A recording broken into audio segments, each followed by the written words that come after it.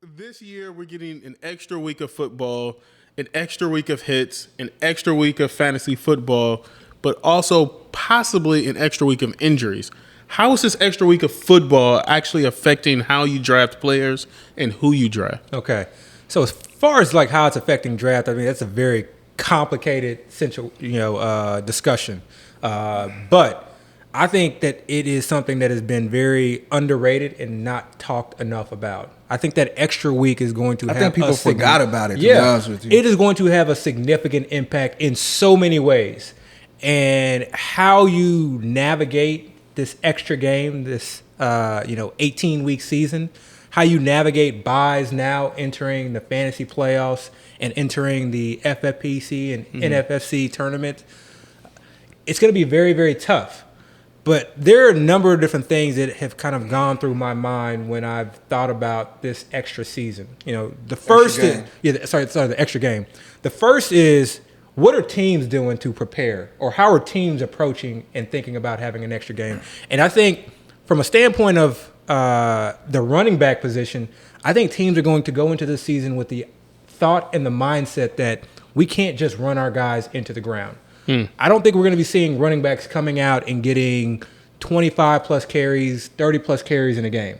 I think we're going to see a lot more, not, the 50-50 running back by committees, but some 60-40 situations. I think we were going that way anyways. Honestly. And we were heading that way anyways, we but I think this is just sort of kind of really put the nail in the coffin. Right. And so the importance of that is just like our Jonathan Taylor discussion earlier. Stop thinking about these guys as just being your, guys Bell that are cows. bell cows. Yeah. But the bell cow, the bell cows are guys getting like 90%, 95% of the workload. Stop thinking about these guys that are just traditional bell cows. I think the only bell cow in the league right now may be CMC. Not Derrick Henry? But Derrick Henry, maybe. And Derrick Henry, yeah. And then to some degree, maybe Dalvin Cook. Yeah, I would agree with that too. So very, very few. And obviously those guys go very high. But after that, I mean, you're going to be fighting a situation where the running back that you're drafting is going to be giving up some carries and some touches to another running back. But if your season starts off with your running back not having as many carries as you would like, go and look at the other running backs and see what they're also doing, okay? Try not to, approach things from a biased standpoint of, someone's not producing on my team. So I think that's very, very important. The other thing, obviously, are the buys, okay? I personally am not taking an approach of, okay, this guy has a bye, during the fantasy playoffs. He's off my teams or I'm adjusting him in my rankings. I think I've personally settled on, and I don't think there's a right or wrong answer. I mean, I think there's, that's why I said this is a very complex discussion. But I'm taking the approach that, okay, that means I get a full season of this player, okay? And I have a full season to make up or to prepare myself for when he has his bye in the fantasy playoffs. So that means I'm full strength the entire season, ideally, if that player doesn't get injured. As opposed to like kind of having, a guy has an early bye and now I'm, searching on waivers and maybe I haven't found a third running back to fill that position. So I think there's a lot of, advantages and disadvantages. But for me, as far as that week bye, I'm not even bringing up. The last thing for me, and there are others, but this is the last major thing for me is I have traditionally been someone who is just, for the most part, faded running back or faded rookie running backs and rookie wide receivers. I think there are so many different variables that are in play when it comes to how these players will adjust to coming into the league, okay? Especially last year with COVID. So for me, these guys are typically pushed up boards because of the upside. And I think it's more of the upside of the unknown in most situations. So I've been very comfortable just missing out. I don't have FOMO when it comes to the rookie running backs and especially the rookie wide receivers. And I still hold some of that, this year. But I feel like with that extra game, with an extra week added into the regular season itself, I don't feel as compelled to have someone who I feel is going to be able to, start week one. So I feel more comfortable drafting rookie running backs and rookie wide receivers with the idea that, okay, they can maybe sit on the bench for a game, okay? Or I can take a hit that first game, but because I have an extra game to make up for during the season, I feel like a little bit more comfortable or a little bit more confident in my potential to make the playoffs or find myself in the tournament towards the end of the year. So I think, drafting rookies for me this year, I think I've done a lot more than years before because I again, it's just one game, but to me that one game is very significant where traditionally you only have, 11 weeks? 11, 12 weeks in the regular season. 11 weeks. Yeah. So now getting 12 weeks again, just one game, but to me it makes a significant difference. I don't know how many times we've seen ourselves in this situation where start off slow and then your team just catches fire. You pick up Mike Davis. And Gaskin and James Robinson. Exactly. You work that waiver wire because that's how that's how life, especially football, real life or fantasy. Like you start off hot, you think your team is hot shit.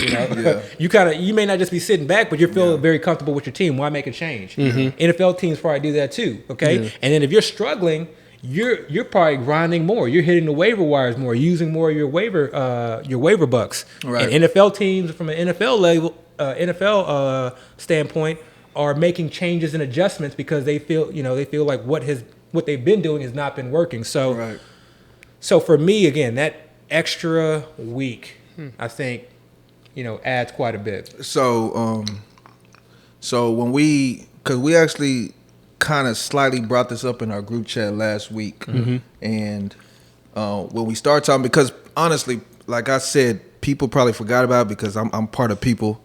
I slightly forgot about it, definitely didn't take it to account. I feel like the tide rises for everything, so regardless, even if I thought about it, everybody had to deal with it. It is what it is. But when we brought it up, the first thing I thought to myself was, how is that going to affect the regular season in FFPC? Because prior, when it was 11 seasons, you have 12 teams in every league. Every team is playing every other team once. So the first question I had was, wait, so does that mean you're playing the week 1 opponent twice? Week 1 and then week 12? Yeah. And then we looked it up, and actually what we found was week 6 was going to be a different type of week this year in the FFPC. I didn't look at the rest. We kind of focused on FFPC. And basically it's going to be where all the teams, you're not going to have a specific matchup. All the teams are going to basically play as is, and the top 6 scoring teams are going to get a win that week. And the bottom 6 obviously are going to get an L, And that was kind of interesting because when we were even first talking about, I even thought I mentioned, I was like, I wonder if it's going to be week 6 or 7 because that's the week where you tend to have a lot of teams on byes. I think week 6 only has like 4 teams on byes. Week 7 has 7. But those 4 teams being on byes, it might hurt you, a little bit that week, because obviously you're not going to have your top end players. I don't know how that affects my strategy at this moment. I just think it was something significant I need to be aware of, and I like to kind of look for those small little edges. So I'm just kind of still working my way through that, but that is something I was not aware of. Now, as far as how it's going to affect drafting, I do think we need to strongly consider that teams might approach this season similar to the NBA as far as having like a load management type. Don't say that type approach. Don't say the word load seriously. management. I don't think say teams load are gonna, management. I Okay, think this is not an NBA podcast. I think don't teams even are going put that into the universe. I think teams are going to look at their players and say, "Man, we're playing a longer season this year. We already have an issue with injuries in the NFL, and they did that last year." Yeah, Alvin Kamara against the Denver Broncos. Right. Well, yeah. See, you come back at me. But I think teams are going to say, you know what, we're playing a longer season. I do believe teams believe in their depth. I don't think teams really look at their backups and saying they're trash. I think they feel like they're good enough to at least utilize in one game or two. You have a player that plays a rough game, maybe gets nicked up, probably gets a lot of work. You might say that next week, you know what? Sit down, young fella. And we see it all the time. Running backs who have heavy workloads on Sunday and then come back and play Thursday. You can almost Thursday anticipate, night game. Exactly. Almost anticipate they're going to have a significant Sunday night game. Workload. In the past, they probably say, game time decision. Still try to get them out there. Yeah. Now they might say, you know what? We might be able to win this game with our backup. So we might not use them as much. So I do think that's something to consider. And we know football is a game of attrition. Players get hurt. We know that. No matter what, players get hurt. It can happen any week. Player can play 15 weeks straight and get hurt for the season in week 16. Right. And just crush you. Because that guy probably led you all season, So knowing that and knowing the risk of injury has now increased by a game, I don't know how to quantify that in math terms.